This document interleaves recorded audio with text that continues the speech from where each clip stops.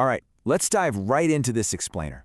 Today, we're tackling what is hands down the absolute most crucial question every investor has to answer before even glancing at potential returns. You see, if we really want to grow our wealth, we've got to understand the fundamental forces at play in financial markets. And the biggest one of all? Well, it's also the most misunderstood. Picture this. You've got two different investment opportunities sitting right in front of you. The first one promises a rock-solid guaranteed return of 5% every single year. Okay, not bad. But the second opportunity? That one could potentially return a massive 20% a year, but there's a catch. With that second option, you could also actually lose your money. Now, if you're anything like me, your eyes probably darted straight to that 20%. I mean, it just sounds so much better than 5%, right? But here's the thing. This is exactly where amateurs and pros go their separate ways. Beginners will immediately hyper-focus on that 20% upside, asking, how much money can I make? But professional investors, literally some of the most successful wealth builders out there, they ask a completely different question first. They look at that exact same setup and ask, okay, what is the risk? They actually spend way more time thinking about risk than returns. Because while returns get all the flashy headlines, it's risk that ultimately dictates your actual outcome. So here is our roadmap for this explainer. We are going to redefine risk, break down the different types of risk, look at the risk-return trade-off, and finally go over how to actually manage it.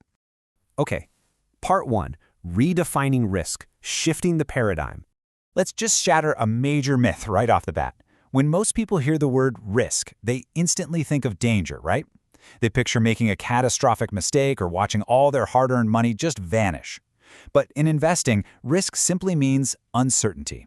It's the possibility that your actual outcomes are going to differ from your expected outcomes. Think of it like planning an outdoor picnic. You expect sunshine, but, well, you might get a thunderstorm. Or, hey, you might get a beautiful, totally unexpected rainbow.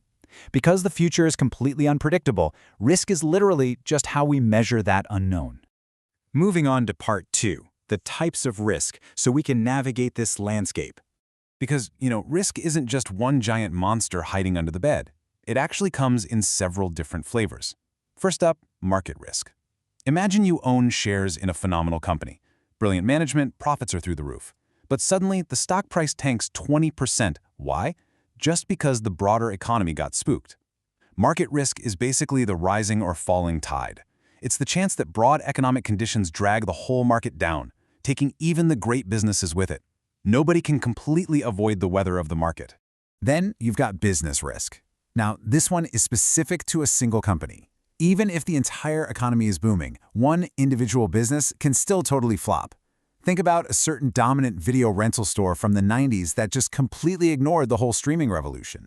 Evolving technology, new competitors, changing consumer tastes, or even just dumb management mistakes can topple absolute giants. That's the uncertainty tied to one specific company's future. Now, take a look at this number, 5%. This right here represents a totally invisible threat, inflation. It is a risk almost every beginner just completely overlooks, mostly because it doesn't slap a big red negative sign on your monthly bank statement. Let's put that into perspective. Imagine your savings account is growing at 2% a year. You look at your balance, the number's going up, it feels super safe, but if the cost of your groceries, your rent, your gas is rising by 5% a year, you're basically walking at 2 miles per hour on a treadmill that's cranking at 5 miles per hour in the opposite direction.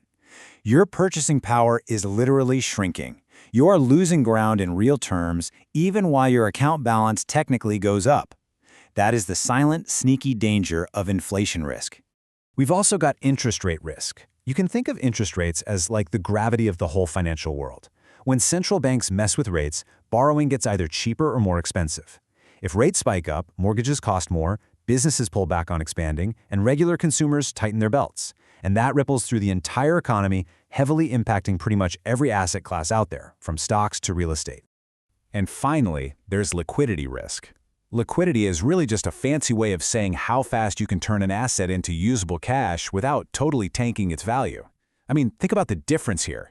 You can sell a publicly traded stock on an app on your phone in, 3 seconds? But what if you own a commercial office building and you suddenly need cash tomorrow morning? You can't just tap a button. It could take months to find a buyer. That massive difference is liquidity risk. And let me tell you, it becomes absolutely critical during a financial emergency. Okay, Section 3, the risk-return trade-off. This essentially brings the whole concept together. If we compare these three asset types, the pattern is super clear. A highly uncertain tech startup, that demands a huge potential return to actually convince investors to take on that danger. But on the flip side, a super predictable government bond only offers lower returns because the outcome is just way more certain.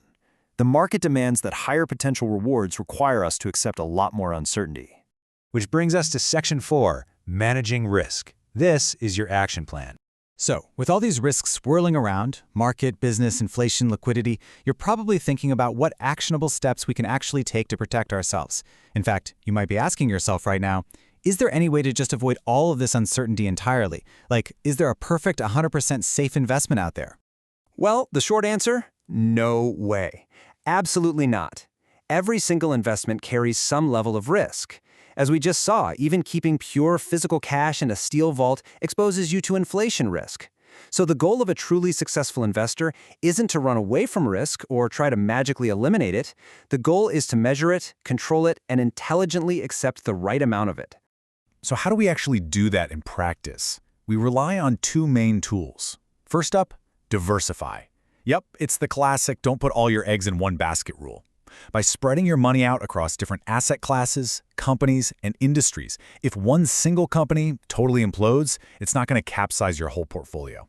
Second tool, maintain a long-term perspective. The market is going to have wild, unpredictable, sometimes violent waves in the short term.